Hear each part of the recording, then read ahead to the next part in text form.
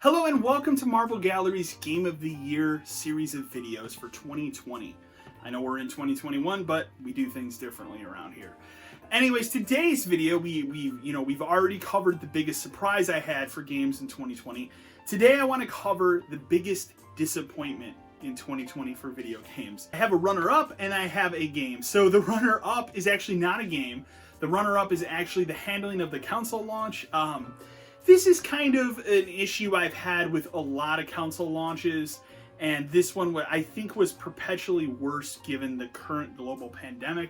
But it was incredibly hard for people to get these systems. I was extremely lucky to be able to get both, but I will tell you, my experience getting a Series X was a bitch and a half to get one, whereas the PS5 actually had kind of an inside source to get one, so I was very lucky there. But the Series X was me basically bashing refresh on 4 different websites and crossing my fingers that I got one, and after an hour of doing that, I got one. So very lucky, but a pain in the ass. But the point is, between that and the scalpers and all this shit, getting a new video game system on day one should not be as difficult as it was. And it's a disappointment for sure. I wish it could be handled better. But let's talk about the biggest game disappointment of 2021. Incredibly controversial. I know people are going to be mad. I know people are going to throw their hands up. You've already seen the thumbnail. And my biggest game disappointment of 2020 is, of course, The Last of Us Part 2. I want to preface this by saying The Last of Us Part 2 is not a bad game in terms of gameplay, in terms of production value, in terms of voice acting and motion capture performance.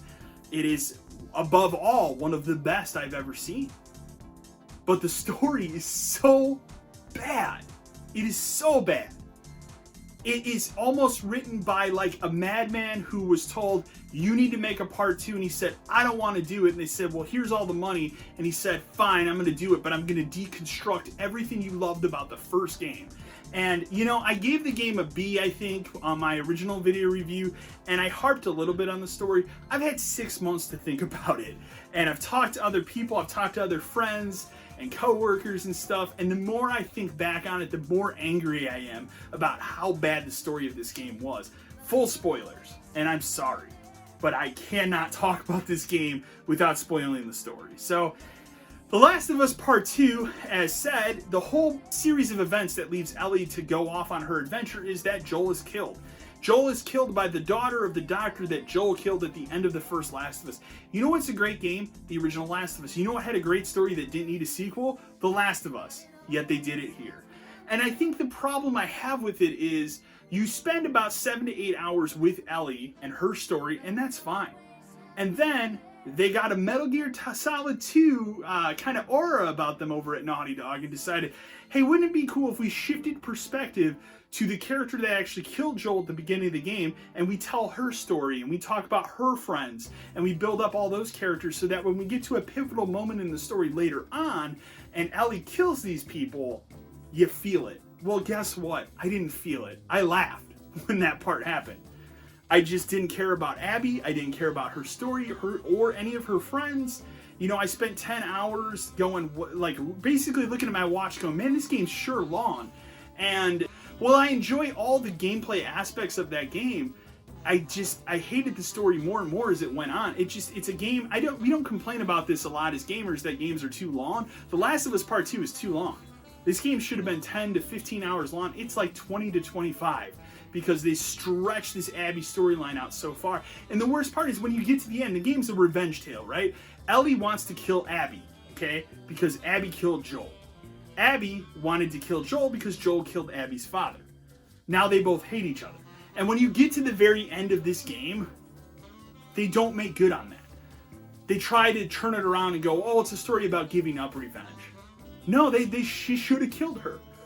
That's my opinion. Like, she should have killed her. And I know that's a controversial opinion. I know a lot of people are going to disagree with me, but you took 25 hours to tell me this story, and then you just, at the end of it, you went, pfft. And it stuck with me the rest of this year.